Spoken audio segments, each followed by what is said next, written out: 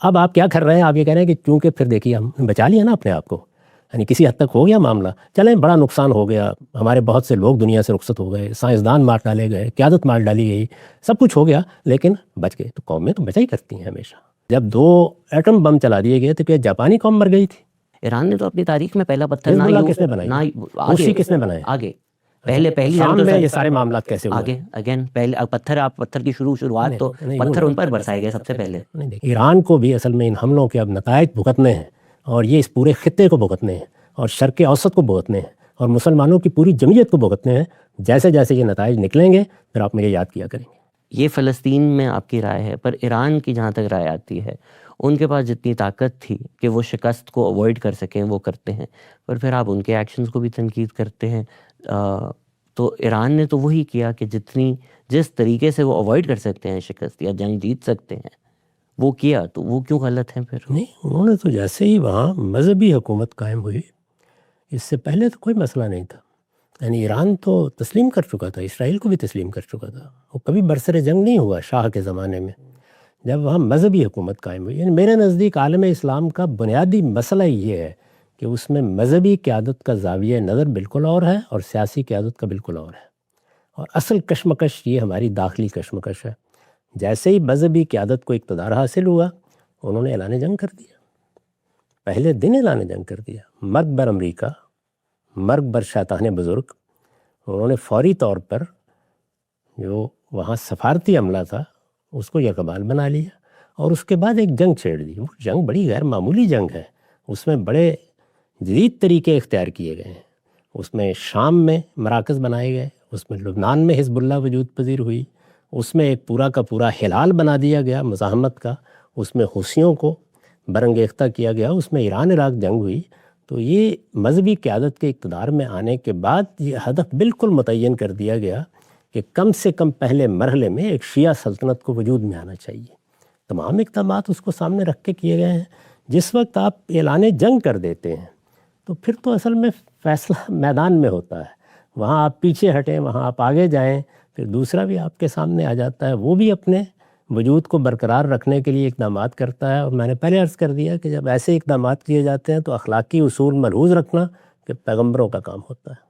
تو but sir جنگ 1979 میں تو نہیں شروع ہوئی، اس سے پہلے CIA نے کو کروا دیا تھا، موسادق جو ان کے پرائم منسٹر ہیں ان کے خلاف کو کیا، وہ بھی ایک اعلان جنگ ہے۔ اسی طرح 47 میں اعلان جنگ تو نہیں ہوا۔ IDF جن 3 جوئش ٹیررسٹ اور گروپس کے بنی ہے وہ فلسطین میں ٹیررزم کر رہے ہوتے تھے، تو مسلمان اقتدار کا آنا یہ بھی پھر ایک ڈبیٹ ہو سکتی ہے کہ جو شاہ ہیں وہ کتنے ہی سیاسی لیڈر تھے، پر جنگ 1979 سے تو نہیں شروع ہوئی۔ امریکہ نے ان کا آئل چوری کرنا ہو یا لوگوں کو ویپنز دے کر پروٹیسٹ کروانی ہو تو پہلے سے ہی سلسلہ شروع کر دیا تھا۔ اب آج کے کانٹیکسٹ میں اگر GCC جو ملک ہیں، آپ نے کہا غلط ہے ان کے اڈوں کو اٹیک کرنا، کیونکہ ان ملکوں نے تو اجازت بھی نہیں دی ان کو استعمال کرنے کی، لیکن پھر ہم نے دیکھا کہ وہ ریفیولنگ ٹینکرز ہوں، GC-35 ہوں، وہ انہی اڈوں پر کھڑے ہوئے تھے۔ تو اگر ایک ملک آپ کے اوپر ظلم کر رہا ہے، جنگ کر رہا ہے، جنگ کے حالات ہیں، ان کے اڈے مسلمان ملکوں میں ہیں، تو ایران اگر ان اڈوں پر حملہ کرے تو آپ اس کو غلط کیوں سمجھ رہے ہیں؟ یہ دیکھیے پھر آپ پیچھے چلے گئے، یعنی مذہبی اقتدار کے بعد ایسا نہیں ہے کہ ماضی کی بنیاد پر حکمت عملی بنانا ضروری تھا، یعنی جن لوگوں کے پاس اقتدار آیا تھا اب انہیں دیکھنا تھا کہ انہیں کیا کرنا ہے۔ آپ نے جو مثال دی ہے میں اس کو بہت معذرت کے ساتھ درست نہیں سمجھتا۔ میرے نزدیک میں پھر یاد دلاؤں گا، یعنی مسلمان عالمی سطح پر شکست کھا گئے، جب وہ مفتوح ہو گئے تو عالمی نظام قائم کیا گیا۔ وہ عالمی نظام 5 بڑی طاقتوں نے قائم کیا تھا، وہ 5 بڑی طاقتیں بالکل اسی طرح دنیا کے معاملات کو، اسی لیے میں نے نیم خود مختاری کہا، اسی طرح دیکھتی ہیں جیسے بالعموم مختلف طاقتیں دیکھا کرتی ہیں۔ چنانچہ وہ ہمارے ہاں بھی حکومتیں تبدیل کراتی ہیں، وہ افریقہ میں بھی حکومتیں تبدیل کراتی ہیں، وہ ایران میں بھی کرائیں گی، ان کے لیے موقع ہوگا سعودی عرب میں بھی کرائیں گی۔ خود سعودی عرب میں جو انقلاب آیا، عثمانیوں کی حکومت وہاں ختم کی گئی، وہ بھی ایسے ہی آیا۔ تو بڑی طاقتیں حکومت کر رہی ہیں، یعنی یہاں آپ جب بات کرتے ہیں تو اس بنیادی حقیقت کو فراموش کر دیتے ہیں کہ اقوام متحدہ میں ان 5 بڑی طاقتوں کو ویٹو حاصل ہے. ان میں بھی 2 طاقتیں جب مقابل میں کھڑی تھیں، سوویت یونین اور امریکہ، تو کسی حد تک دنیا کو تحفظ حاصل ہو جاتا تھا. پھر ایک وقت ایسا آیا جس میں امریکہ تنہا طاقت کے طور پر، یعنی کوئی 10-20 سال ہی ملے ہیں اس کو بھی، طاقت کے طور پر حکومت کرتا رہا ہے. اس وجہ سے اس کے اقدامات کے مقابل میں جب آپ یہ کہیں کہ ظلم اس نے کر دیا، تو ظلم کر رہا ہے نا، آپ مفتو ہو چکے ہیں.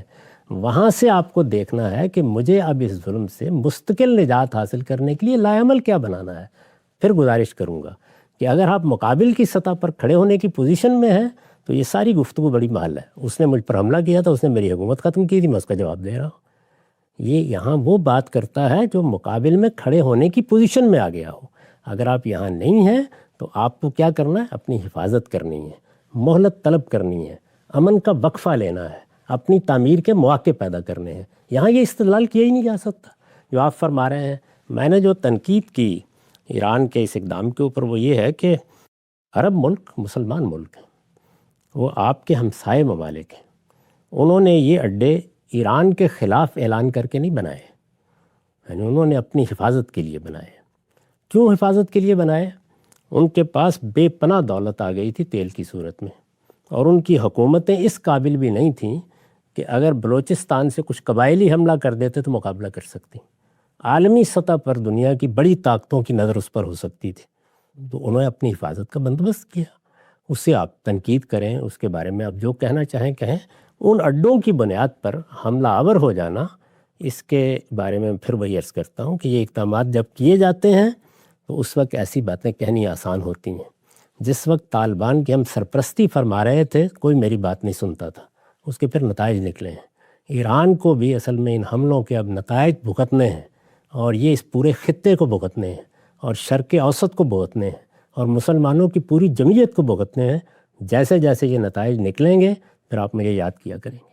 پر سر، آپ نے جو رول بک بنائی ہے کہ آپ اپنے آپ کو اس ایکول یا ایکول نہیں بھی تو لڑنے کے قابل کریں، تو ایران نے تو وہ سب کر کے ایک اگر تو آج سیز فائر ہو جاتا ہے، بیشتر اسکالرز دنیا کے یہی آرگیو کریں گے کہ امریکہ ہارا ہے. جس طرح بھلے ویتنام میں انہوں نے جتنے بھی لوگ مارے ہوں، تاریخ تو یہی کہتی ہے کہ ویتنام جیتا تھا کیونکہ وہ امریکہ اپنے جو مقاصد ہے پورے نہیں کر سکا تھا. تو ایران اگر روک لیتا ہے ایران اپنے مقاصد پورے کرنے کے لیے، اور پھر کوئی نہ کوئی ڈیل ہو جاتی ہے جس کے تحت ان کی سالمیت برقرار ہو جاتی ہے، تو آپ نے جو ساری رول بک بنائی ہے وہ تو ایران نے فالو کر کے کر لیا.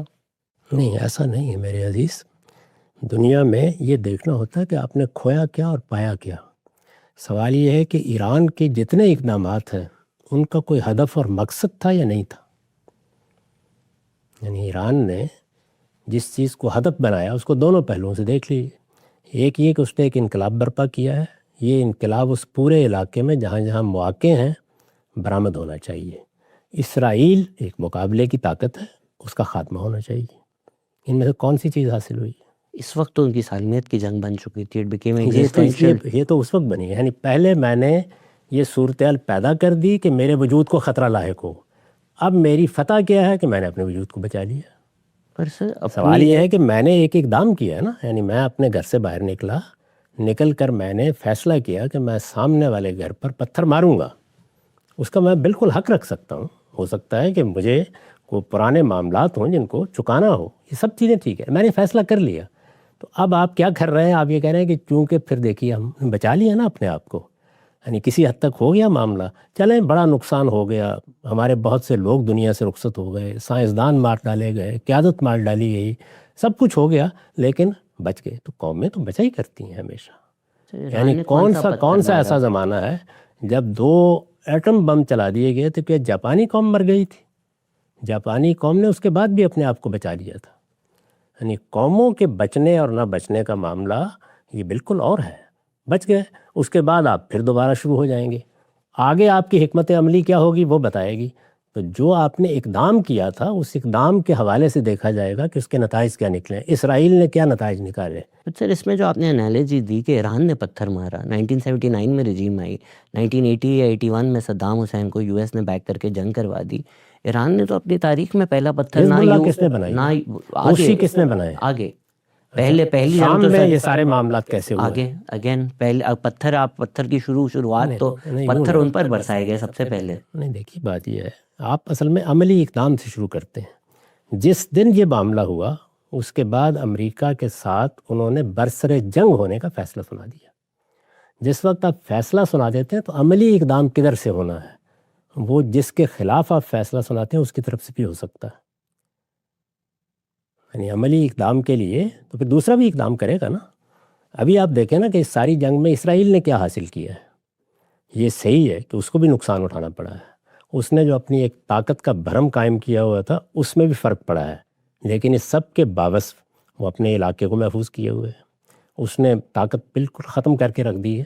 بہت معمولی مزاحمت رہ گئی ہے. حزب اللہ کو شدید نقصان پہنچایا ہے. 400 کلومیٹر تک کم و بیش وہ شام میں اپنے لیے بفر قائم کر چکا ہے. لبنان میں بھی یہی صورتحال ہے. تو حاصل کیا ہوا ہے اس کو اس لحاظ سے دیکھنا چاہیے.